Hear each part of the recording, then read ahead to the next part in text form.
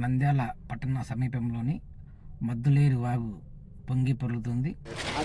అందరికీ నమస్కారము. జిల్లా కలెక్టర్ గారి ఆదేశాల మేరకు లోతట్టు ప్రాంతాల్లో అలాగే కల్వర్టుల మీద నదీ జలాలు ఎక్కువగా ఉండే చోట కల్వర్టుల మీద ఓవర్ఫ్లో అవుతుంది. ఇట్లాంటి చోట ప్రజలను అప్రమత్తం చేయాలని అనుకున్నాము. అలాగే మేము పోలీస్ డిపార్ట్మెంట్ కలిసి ఈ చామకాలువ ఇక్కడ ఇప్పుడు మనకు ఓవర్ఫ్లో అవుతుంది.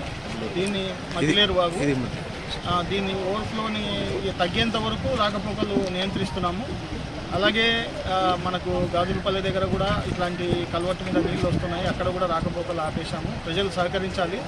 అలాగే పిల్లలు తొందరపాటు చర్యతో ఎవరైనా కానీ దాటుదాంలే అని తొందరపడి ఇందులోకి వెళ్ళకూడదు.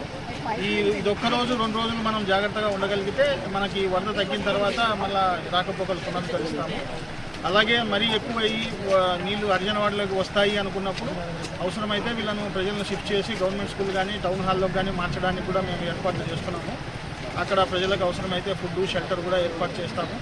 అలాగే అవసరమైతే ఇక్కడ మెడికల్ క్యాంప్ కూడా పెట్టేదానికి అన్ని ఏర్పాట్లు చేస్తాము. ప్రజలందరూ సహకరించవలసిందిగా మీడియా ద్వారా మేము మనకు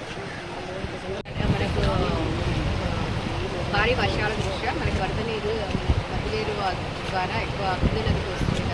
కాబట్టి ఇక్కడ ఉన్న హరిజనవాడ మరియు టీవీ నగర్ ప్రజలు అప్రమత్తంగా ఉండాలి అని కోరుకుంటున్నాము. అత్యవసరం అయితే తప్ప వాళ్ళు వాగు దాటడానికి ప్రయత్నించవద్దు.